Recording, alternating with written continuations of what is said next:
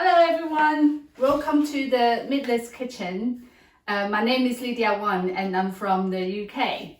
So a few days ago it was a Mid-Moon Festival according to the Lowland Canada, and after 23rd of September the daytime is getting shorter and the temperature is slowly dropping. So today we're going to introduce a traditional heartwarming family dishes from the UK called Shepherdless pie. Why is it shepherdless? Because the meaty version, shepherd's pie, it's usually used lamb mince, but today we're going to do a vegan version of the shepherdless pie. So firstly we need carrots, and then the chestnut mushrooms. You can use the normal mushrooms, but chestnut mushrooms will give you a more earthy flavor. And courgettes or zucchini in America.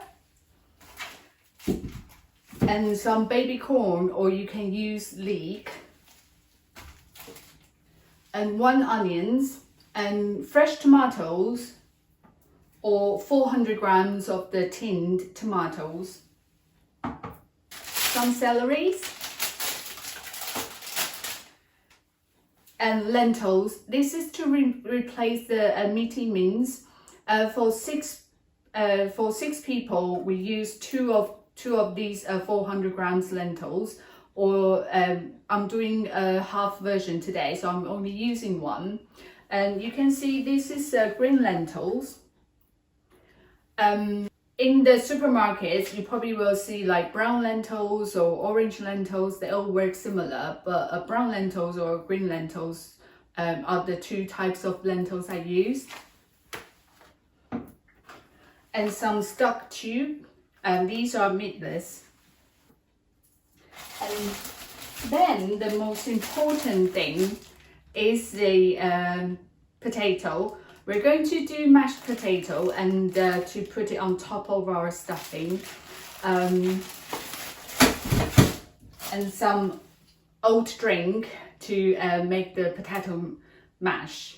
Okay, now let's go. Recipe says use olive oils, but today I'm using the vegetable oils. So 3 spoonfuls of those oils.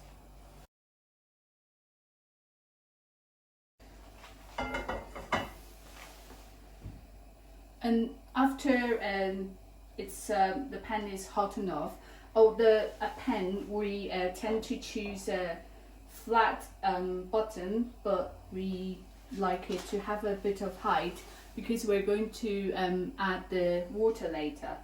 So baby corn, I use about 4 of them, and 2 stems of the celeries and 1 medium onions.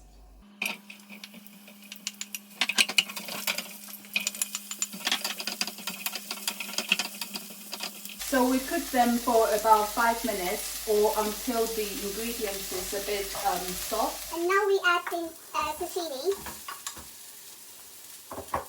and the chestnut mushrooms, and we cut it to the bite size.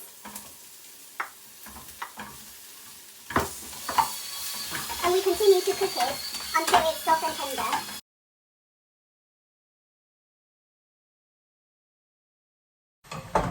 So the ingredients, it's already a bit softer brown like that, and then we add more ingredients.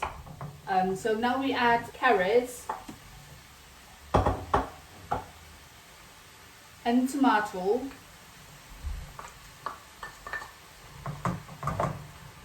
and carry on stirring. And we also added the garlic.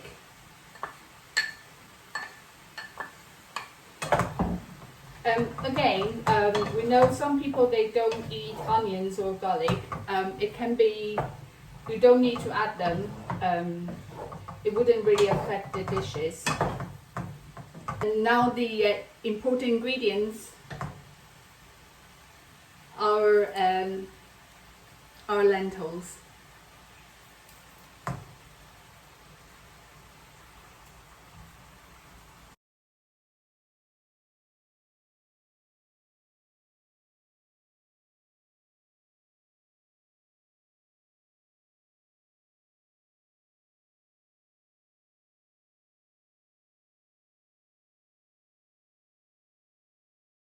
is the seasoning. So today I used a meat-free stock cube. A small tip about adding the cube, because it's quite solid, and if we put the whole cube in it, it probably won't mix well. So we just crunch the cube and put it in the pan evenly and keep stirring.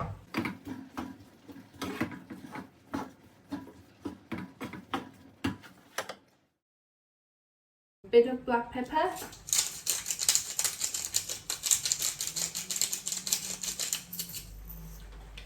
That's to be added to your taste, and some salt.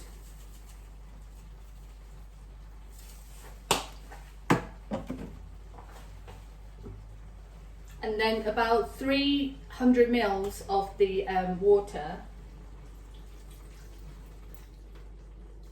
or just enough to cover the in the stuffing.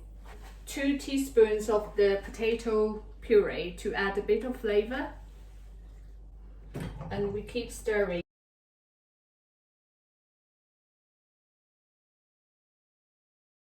It will look a bit like that, and then we leave it to simmer for about 30 minutes, or when the ingredients becomes a bit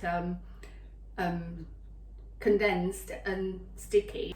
Now the one of the most ingredients of the shepherd's pie is potato, and also potato is the staple food in the UK. So in the 18th centuries, potatoes just introduced to the UK. So it has been widely used in the families, because as you can see, those ingredients, they're all quite hearty and earthy and easily to obtain. So now we're moving on to making the potato mash. Added is the yeast flakes.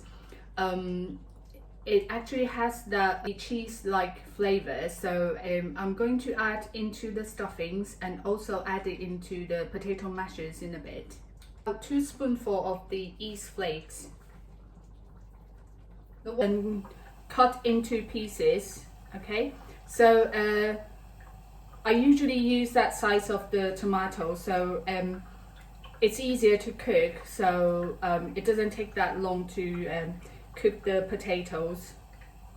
You can use about 1 kilogram of potato, or just adjust the portion accordingly. Today I'm using about 1 kilogram of the potato. So how do we know potato is ready to be mashed? So you use the fork, and if you can easily peer through the potato, then it's ready. The tips of making a nice and smooth potato mash.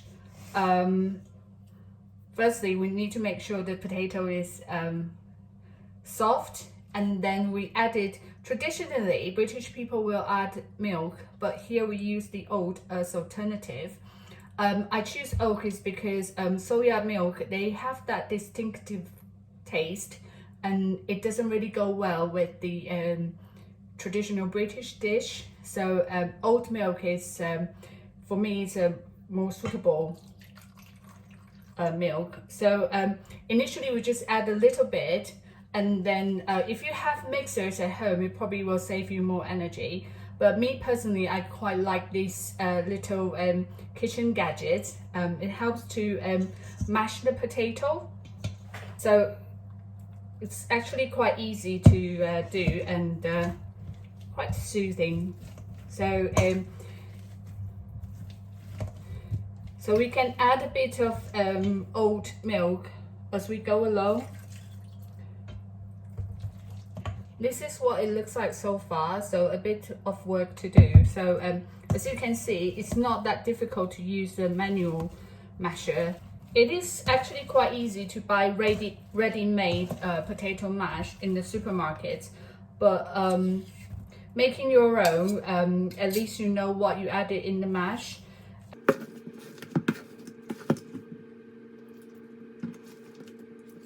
Some people add butter in the potato mash as well. So if you can, there are some wide selections of the vegan butter as well. And now it's nearly done, so I'm going to add some olive oil. These are the presents from my Jordanian friends. So it's the last drop of the olive oil from Jordan. See, it's quite nice and smooth now and quite fluffy. So now we can add a bit of seasoning to your own taste. So I'm going to, again, I quite like black pepper, so I'm going to add some black pepper,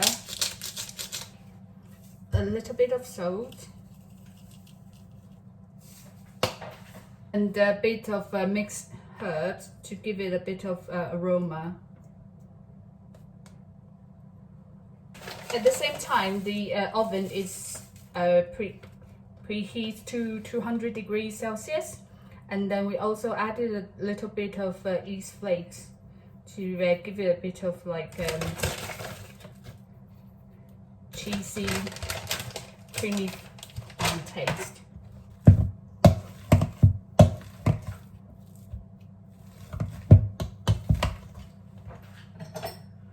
And make sure you taste the flavor as you go along. Okay, now we're getting ready to combine the stuffing and the potato mash. Combining the stuffings and the potato mash. This is the stuffing we're using. So my one is still a bit watery, but don't worry, I'm going to leave the juice as the gravy when the shepherd's pie is ready. The stuffings and the potato mash. This is the stuffing we're using. So my one is still a bit watery, but don't worry, I'm going to leave the juice as the gravy when the shepherd's pie is ready. And you can use about rectangle baking tray. Here I'm using the smaller one because I'm going to do 2 individual ones for my friends and for my neighbors. So you just put the stuffing in the pan, cover the baking tray,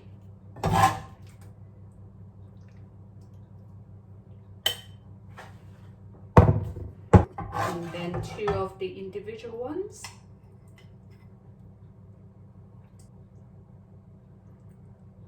So it doesn't need to be to the top because we need a bit of space for the potato mash.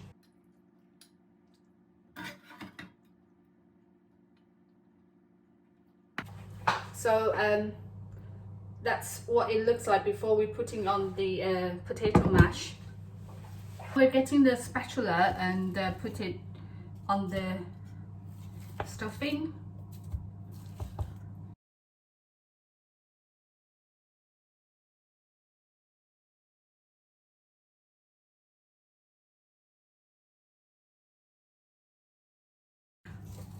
Try to cover it evenly.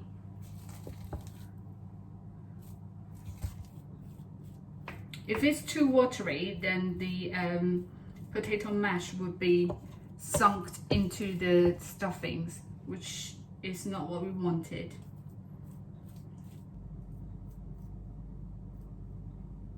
Okay, so we'll try to cover every angle.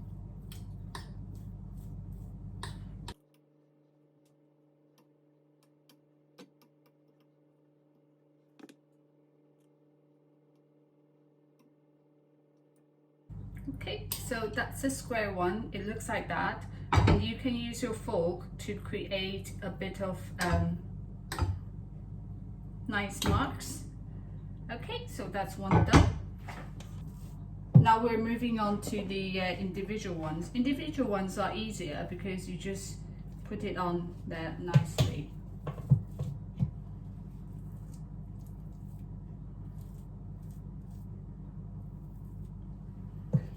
And the kitchen, because of the oven, it's already really warm. That's why this is very nice dish to do in autumn winter time. And again, we're using the fork to do a little bit of mark.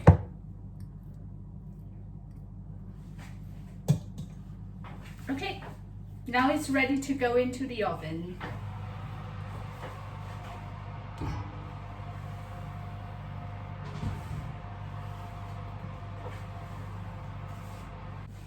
So now the shepherdless pie is in the oven, and we set about, it usually takes about half an hour to bake, but I usually set the timer as at about 20 minutes, and I'll come and check. If the surface of the potato mash is nice and brown and golden, a bit crunchy, and then it's ready. It doesn't need to be 30 minutes. Okay, now it's the meatless shepherdless pie. So it's now 7:15 in the evening, so it's actually a good timing for us to finish the dish, and then we can make a start having the dinner. Or in some areas of the UK, we called it tea. It's quite confusing, isn't it? So when we serve it, we cut it through. So we cut it into squares.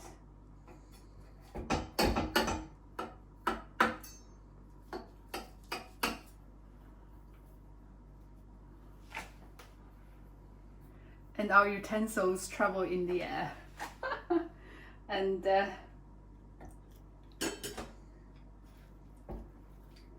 we scoop the pie out.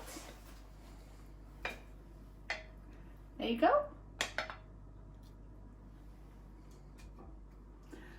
And you can add some leafy salad to go with it, so that will give you a very wholesome meal.